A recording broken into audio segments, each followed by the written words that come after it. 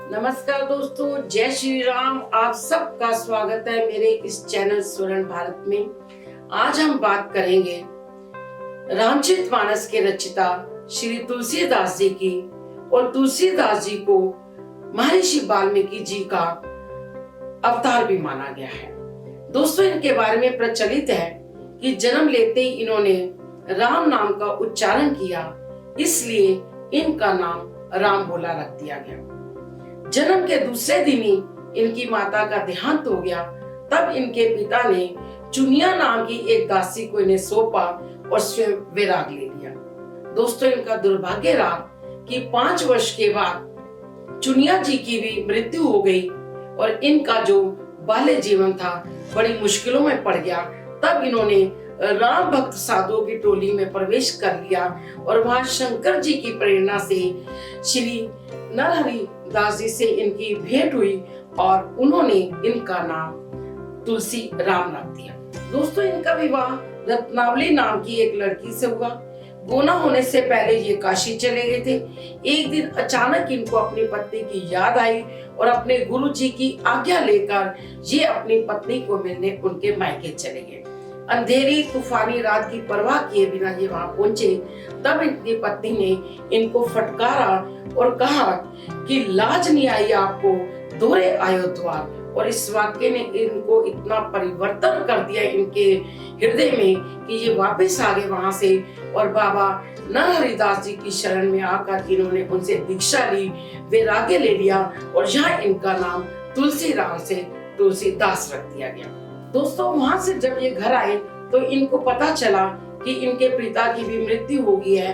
तो इन्होंने गांव में ही रहकर ग्रुप बनाकर वहां के लोगों को राम की कथाएं सुनानी शुरू कर दी और यहाँ इनकी भेंट हुई हनुमान जी से। और इन्होंने हनुमान जी को कहा कि मुझे राम जी के दर्शन करवाएं। तब हनुमान जी ने कहा कि आपको राम जी के दर्शन चित्रकूट में होंगे। वहां से तुलसीदास जी चित्रकूट चले गए और वहां इन्होंने अपना राम घाट जमाया। और एक दिन 2 धनुषधारी बालकों ने इनको आकर राम जी ने दर्शन दिए, लेकिन ये उन्हें पहचान नहीं पाए। दूसरे दिन फिर वही 2 सुंदर बालक धनुष लेकर आए, बाण लेकर इनके पास चंदन मांगा इनसे।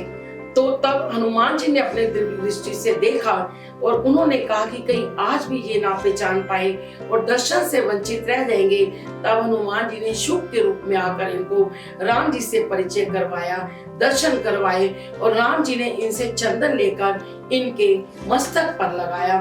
और आपने भी सुना होगा, चित्रकूट के घाट पर भई संतन की भीड़, तुलसीदास चंदन घिसे तिलक देत रघुवीर। तो उसके बाद भगवान शंकर जी ने इन्हें सपने में दर्शन दिए, आशीर्वाद दिया और इन्हें कहा कि अयोध्या जाकर हिंदी भाषा में कोई रचना रची।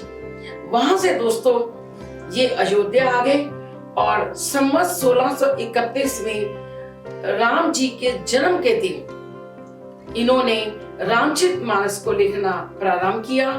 और संवत 1633 में जब राम जी का विवाह का दिन होता है, उस दिन इन्होंने मानस को संपूर्ण किया। और ये इस मानस को लेकर फिर से आए काशी पे और इन्होंने यहाँ भगवान विश्वनाथ और माता अन्नपूर्णा को इन्होंने मानस सुनाया और रात को विश्वनाथ मंदिर में इसको रख दिया गया। ऐसा माना जाता है कि सुबह जब मंदिर के पट खोले गए तब इस पुस्तक पर लिखा हुआ था सत्यम शिवम सुंदरम, यानी भगवान शंकर ने भी इनको अपनी सहमति दे दी। जब इस बात की चर्चा हुई तो वहाँ जो काशी पंडित थे दोस्तों, उनमें बड़ी जलन हो गई और उन्होंने सोचा कि किसी ना किसी तरह से इस ग्रंथ को चुरा लिया जाए। जब वो चोरी करने के इरादे से आए रात को, तो देखा कि 2 युवक धनुषधारी इस मंदिर का पहरा दे रहे हैं। तो दोस्तों, वो जो चोरी करने आए थे पंडित, उनकी भी मति घूम गई और उन्होंने भी उनके दर्शन किए और ऐसा उनका हृदय परिवर्तन हुआ कि उन्होंने चोरी छोड़कर स्वयं जो है भगवान भजन में अपने आप को लगा दिया। तो दोस्तों, इससे हम शिक्षा क्या लें? इससे हम क्या शिक्षा ले सकते हैं?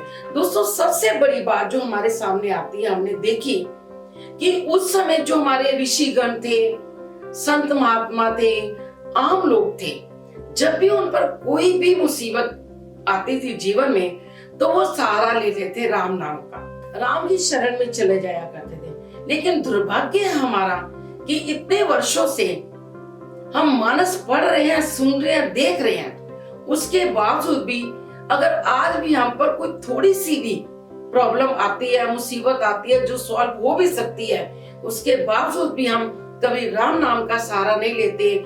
हम सहारा लेते हैं बाबाओं का, आश्रमों का, जादू टोनों का, और उसका रिजल्ट क्या देखते हैं कि अपने जीवन को, उन प्रॉब्लम्स को सुधारने के बजाय, अपने जीवन को बचाने के बजाय हम और भी मुसीबत में डाल लेते हैं। दूसरी बात जो हमने देखी तुलसीदास जी के चरित्र से, उस समय की नारी की लाज लज्जा का अगर हम उदाहरण देखते हैं तो साक्षात उदाहरण है हमारे साथ उनकी पत्नी यशोधरा।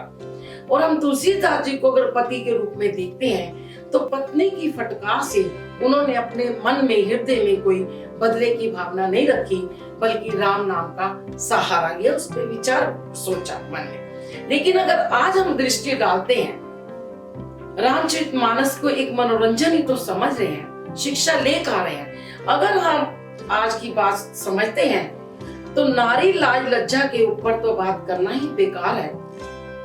अगर तुलसीदास जी को भी पति के रूप में देखे तो आज के समय में अगर कोई भी लड़की अपने प्रेम के इज़हार को फटकार तो दूर मना भी करती है तो बदले की भावना कहां तक ले जाती है कि उसके ऊपर तेजाब का आक्रमण कर देना, बलात्कार करके उसकी जिंदगी के साथ खिलवाड़ कर लेना और एक दूसरे पर भद्दे भद्दे इल्जाम लगाकर तलाक ले लेना, ये हम लोगों के जीवन की प्रत्येक दिन की घटना बन गई है, ये आप सब जानते हैं। तो दोस्तों, मेरा विषय भी यही है, इस टॉपिक पर दुख की बात है कि हम मानस से क्या सीख रहे हैं।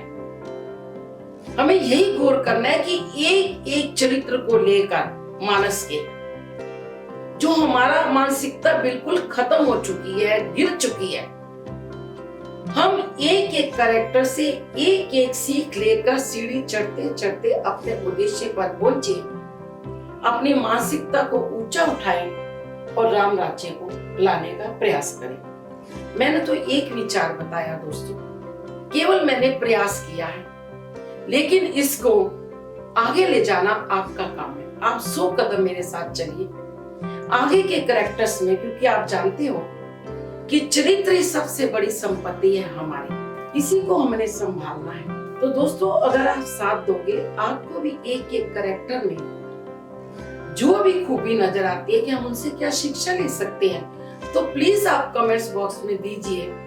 आपके इन कमेंट्स को लेकर भी हम आगे इस पर भी चर्चा करेंगे और इसको फैलाएं और भी बात को। तो आप प्लीज लाइक कीजिए, सब्सक्राइब कीजिए और मेरा साथ दीजिए दोस्तों, ताकि हम आने वाली पीढ़ी को एक अच्छा रास्ता दिखा सके, हम स्वयं भी उस पर चल सके। तो दोस्तों, अंत में सन 1680 में श्रावण कृष्ण सप्तमी शनिवार के दिन हमारे प्रिय तुलसीदास जी ने राम राम कहकर काशी के 80 घाट पर अपने प्राण त्याग दिए और जाते जाते हमें देख गए एक खूबसूरत तोहफा, एक प्यारा, सुंदर, अपने प्राणों से भी प्रिय रामचरितमानस। तो दोस्तों, इसी की ओर हम आगे बढ़ेंगे आपके प्रयास के साथ, अपने सुझावों के साथ, आपके सुझावों के साथ। धन्यवाद।